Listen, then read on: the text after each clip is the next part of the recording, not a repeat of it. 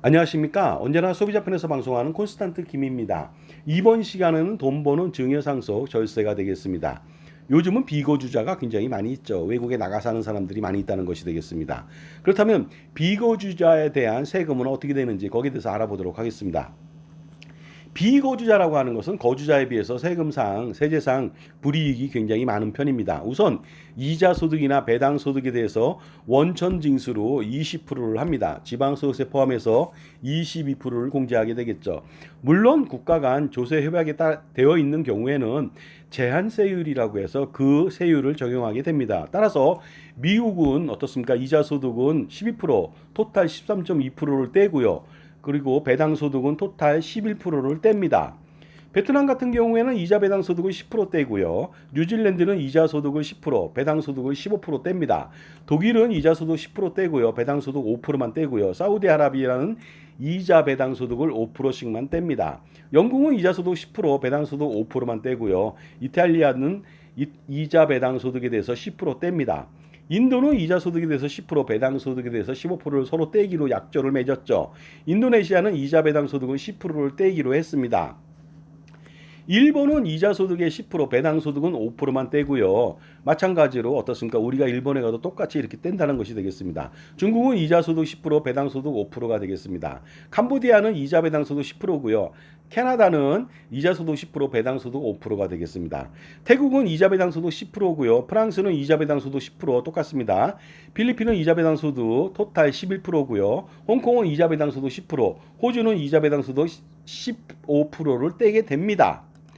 자, 그런데 비거주자는 이자 배당 소득이 연간 2천만 원을 초과하더라도 놀랍게도 종합과세 대상은 되지 않습니다. 하지만 국내 사업장이나 임대소득 등 관련이 있는 경우에는 종합과세를 할 수밖에 없겠죠.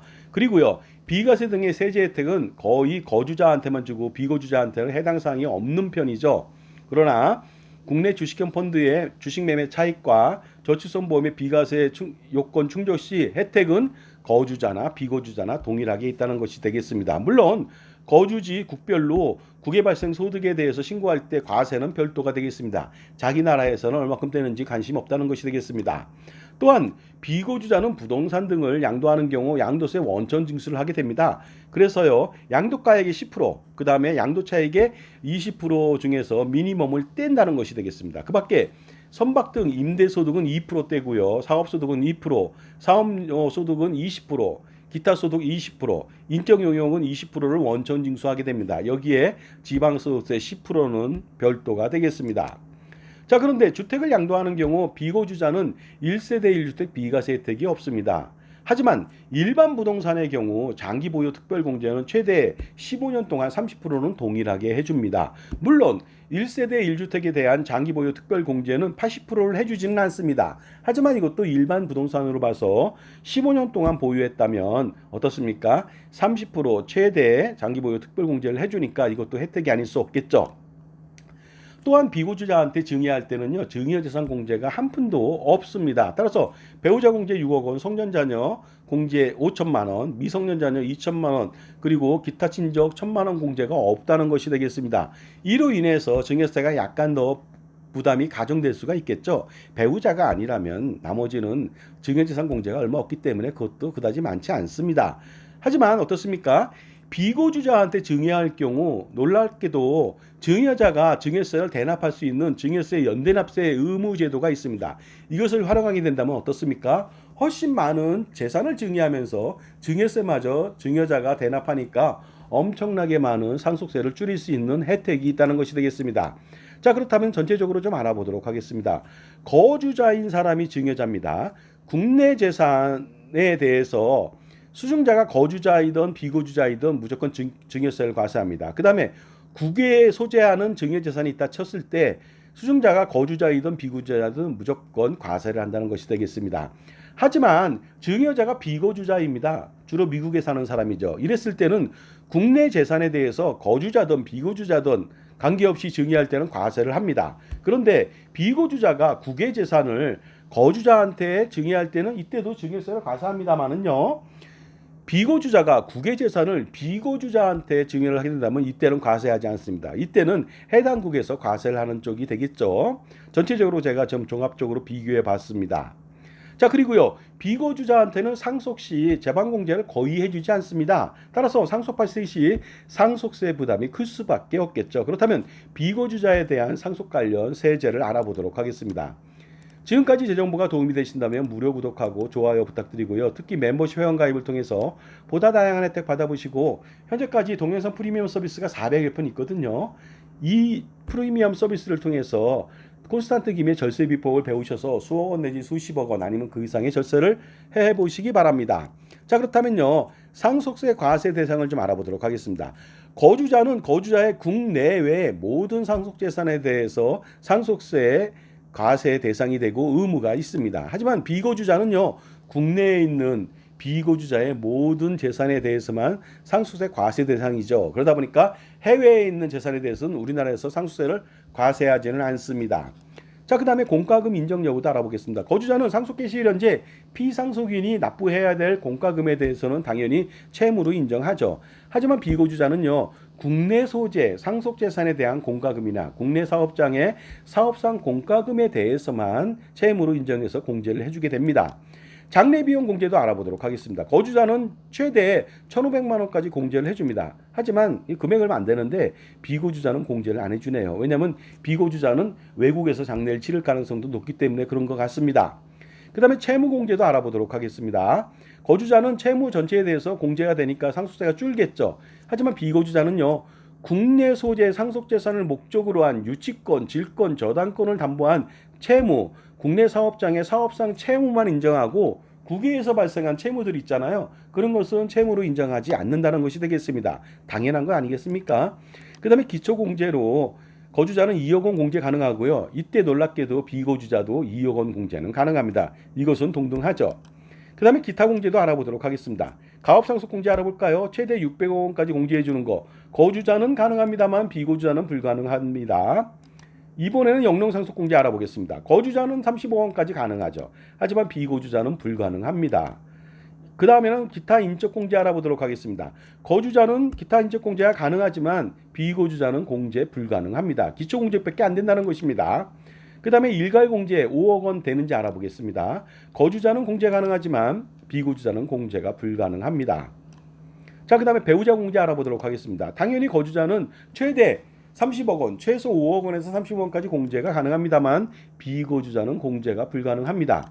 기타 공제도 알아보도록 하겠습니다. 순금융재산 공제로 은행이나 이런데 금융기관에 예치한 금액의 20%, 2억 원을 한도로 해서 최대 2억 원까지 공제를 해줍니다. 그런데 거주자는 공제 가능하지만 비거주자는 공제가 불가능합니다. 그 다음에 재해손실 공제에 대해서도 알아보도록 하겠습니다. 거주자 공제 가능하죠. 그렇지만 재해손실로 재산이 없어졌음에도 불구하고 비거주자는 공제가 불가능하다는 것은 좀 제가 볼 때는 이해하기 어렵습니다. 다음은 동거주택 상속공제 최대 6억 원까지 해주잖아요. 거주자는 가능합니다. 하지만 비거주자는 불가능합니다. 이번에는 감정평가 수수료 공제를 알아보도록 하겠습니다. 거주자는 당연히 가능하겠죠. 하지만 비거주자도 공제는 가능합니다. 그렇다면 종합적으로 비교를 해보도록 하겠습니다. 상속이 발생됐을 때 비상속인이 거주자인 경우는 이렇게 많이 공제가 됩니다. 반면에 피상속인이 비거주자인 경우에는 공제가 불가능하다. 기초공제 2억 원만 가능하고 나머지는 불가능합니다.